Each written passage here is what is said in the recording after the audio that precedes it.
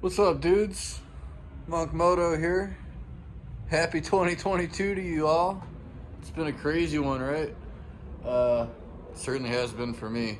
Sorry I haven't been posting as much. It's, been really hectic with, my life and everything. But, here I am. I'm going to try and get to you more. I got the little Honda outside. I'm going to go take it for a ride in a little while.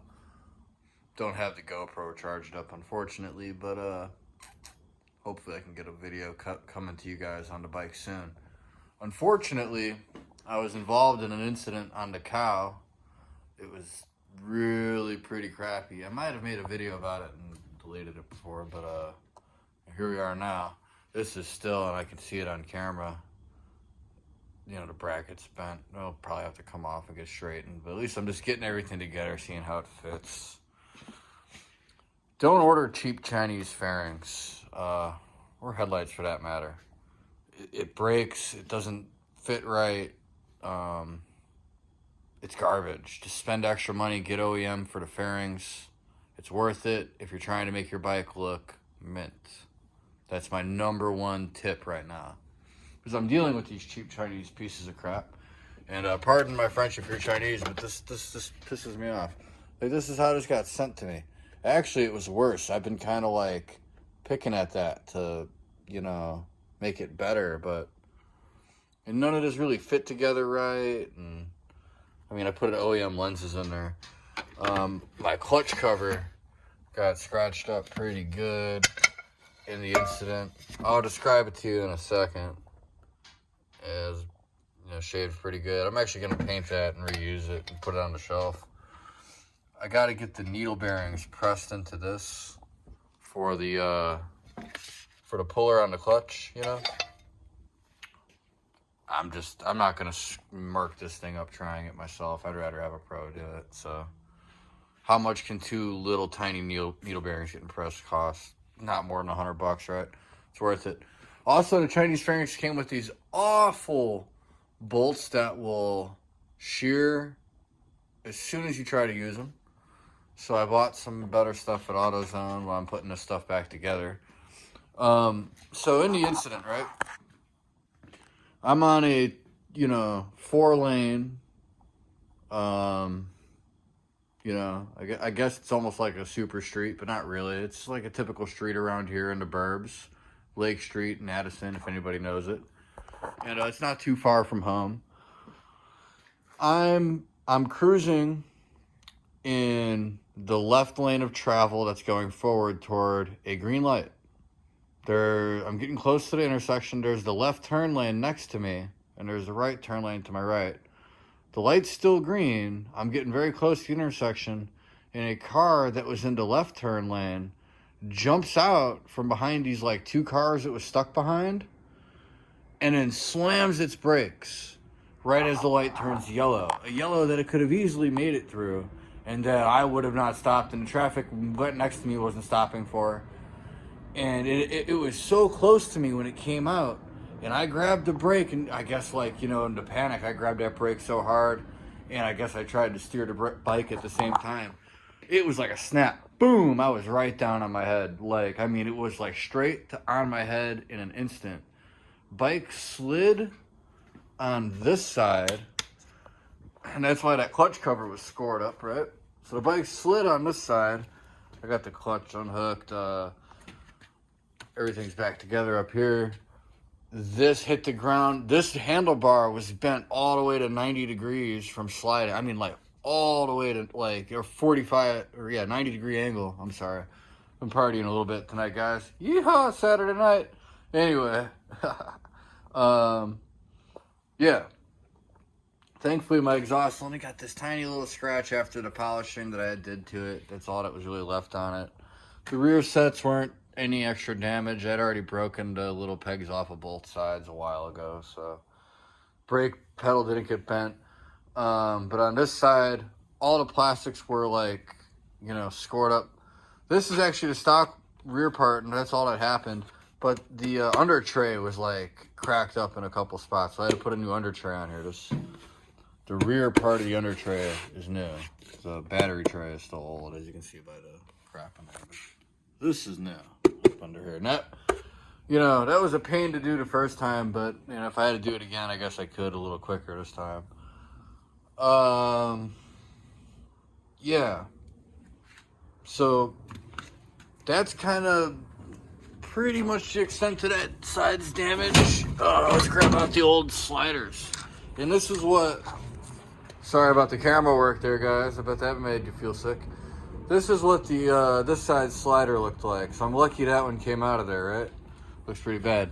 But everything's good. I got new sliders in there. The threads weren't severely damaged, so we're all good on that. So yeah, like I said, bike snapped and like threw me on my head, right? I jumped to my feet to grab the bike. Well, the bike actually, when it slid, because the lady was so close to me when she slammed her brakes, the bike went boom right up underneath the car. I mean, right up underneath the car. Like, you know, she was already pulled up forward away from the bike by the time I finished sliding on my shoulder and my head. And I'll show you my helmet, my jacket in a second. But this side, right? This is the one I really wanted to show you. This is the one that went up underneath the car. I'm lucky I got that out of there. And these are good sliders, even though they're cheap, because they didn't destroy my bike. And I'm happy about that. Or mounts, you know, I didn't have to replace that piece of fairing and get those bolts. Or I mean, frame, rather. Fairing. Anyways, that'd have been more work, right? The radiator was smashed. But actually, the radiator surprisingly wasn't leaking, but the hose was cut, and that was leaking. So that was no bueno.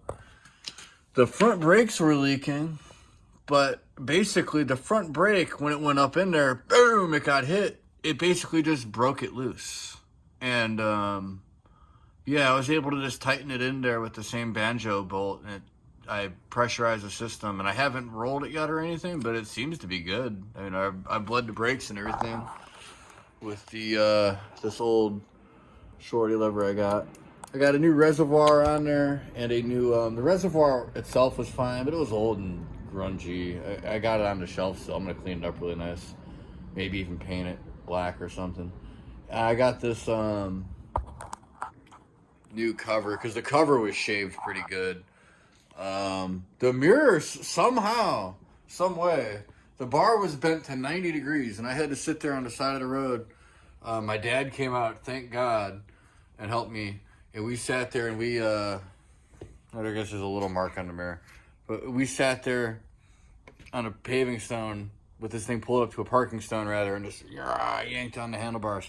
Now I got a new Pro Taper on there. I didn't go through the trouble of drilling the holes to actually set the stuff properly. I really just kind of shaved it down where I could. This is pretty solid on there. This is more than solid on there. This isn't going anywhere.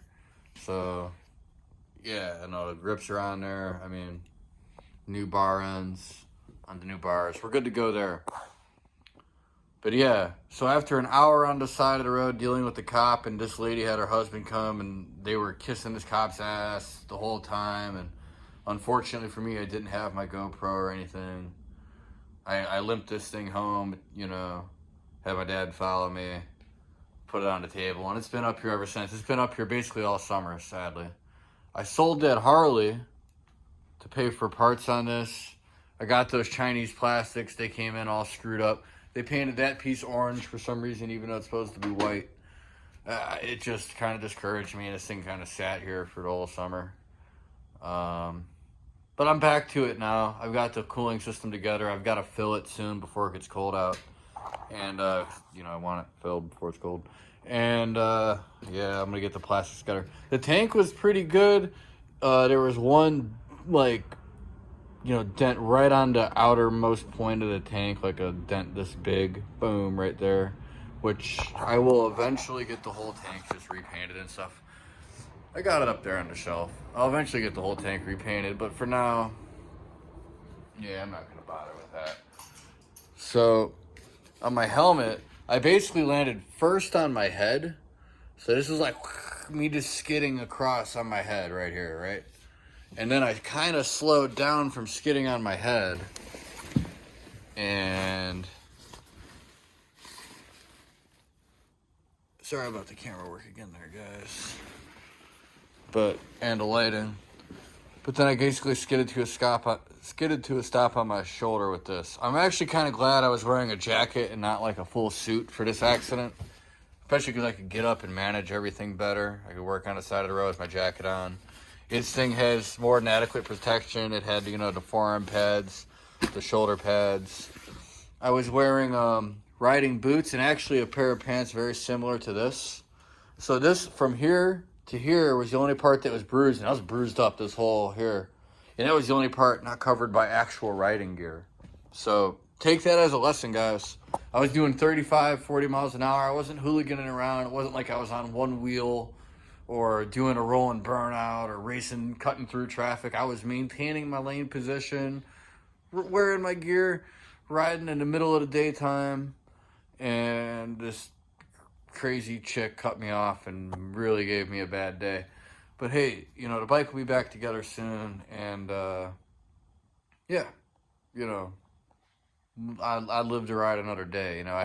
I had another bike to ride at the time, into Harley, which I eventually sold. And I also always have the little Honda, which is sitting outside, little 500cc, which you'll see a couple of videos coming in off of that. That thing's a fun little bike to ride. But yeah, hope you guys are doing well.